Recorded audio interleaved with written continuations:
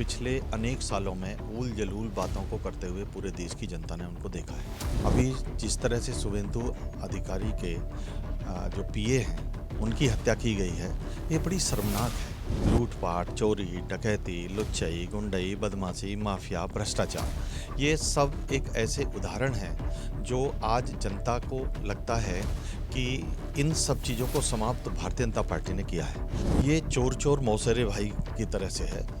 ये इंडी गठबंधन पूरे देश में एकदम विफल हो गया है। ये एक बहुत ही सूझबूझ वाला और रावण जैसी सरकार को हटाने का काम किया है। तो क्या लगता है समाजवादी पार्टी 27 के चुनाव में भारतीय जनता पार्टी के लिए कितनी बड़ी चुनौती यूपी में बनेगी? 5 राज्यों के चुनाव परिणाम आए, जिनमें से 3 में भारतीय जनता पार्टी ने सरकार बनाई, लेकिन सबसे ज्यादा केंद्र में बंगाल का चुनाव परिणाम रहा, जहां 15 वर्षों बाद टीएमसी की सरकार गई, जिसके बाद बंगाल से लेकर उत्तर प्रदेश तक भारतीय जनता पार्टी और तमाम संस्थाओं पर आरोप लग रहे हैं। इसी मुद्दे पर बातचीत करने के लिए हमारे साथ दर्जा प्राप्त राज्य मंत्री वाईपीएस सिंह जी हैं। जी, जिस तरीके से बंगाल में एक बड़ी बहुमत मिली है बीजेपी को, उसके बाद ममता बनर्जी तमाम तरीके के आरोप लगा रहे हैं। यहाँ अखिलेश जी कह रहे हैं कि संस्थाओं को हाईजैक करके आपने चुनाव लूट लिया।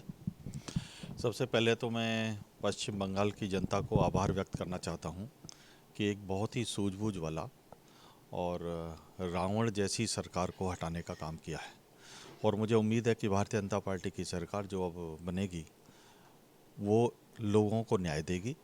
डेवलपमेंट पश्चिम बंगाल का होगा और देश की मुख्य धारा से जो पश्चिम बंगाल टीएमसी के कारण से हट गया था, वो अब देश की मुख्य धारा में आ पाएगा।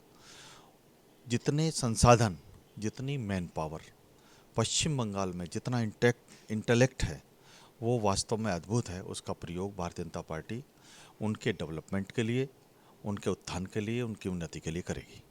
जिस तरीके के आरोप लग रहे हैं, ममता बनर्जी कह रहे हैं कि आप लोगों ने वोटों की डकैती की है, संवैधानिक संस्थाओं को हाईजैक कर लिया, चुनाव आयोग पर भी आरोप लगा रही हैं, क्या कहेंगे?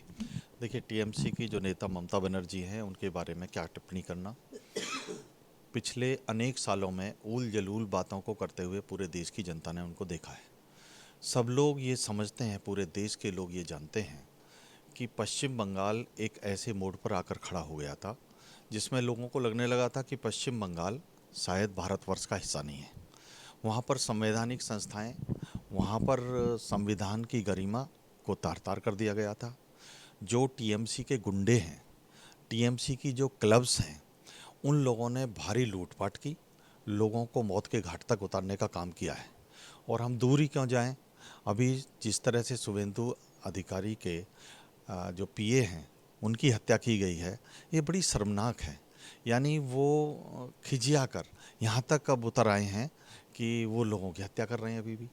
मैं आप लोगों के चैनल के माध्यम से कहना चाहता हूँ कि टीएमसी और ममता बनर्जी, इनका अध्याय समाप्त हो चुका है।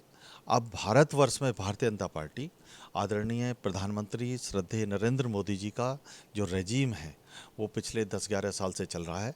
और मैं कह सकता हूं कि 2047 तक प्रधानमंत्री जी को, भारतीय जनता पार्टी को कोई हटाने वाला नहीं है। जिस तरीके से समाजवादी पार्टी के मुखिया अखिलेश यादव लगातार प्रेस कॉन्फ्रेंस करके एक के बाद एक आरोप लगा रहे हैं और 27 के चुनाव में बता रहे हैं कि भारतीय जनता पार्टी को पीटीए के सहारे रोकेंगे, तो जमीनी स्तर पर संगठन में भी काम करने का एक लंबा अनुभव आपके पास है, तो क्या लगता है समाजवादी पार्टी 27 के चुनाव में भारतीय जनता पार्टी के लिए कितनी बड़ी चुनौती यूपी में बनेगी? देखिए, अखिलेश यादव हमारे लिए कोई चुनौती नहीं है। और वो चुनौती इसलिए नहीं है कि उनका जो 2012 से 2017 तक का कार्यकाल था, वो उत्तर प्रदेश की जनता ने देखा है।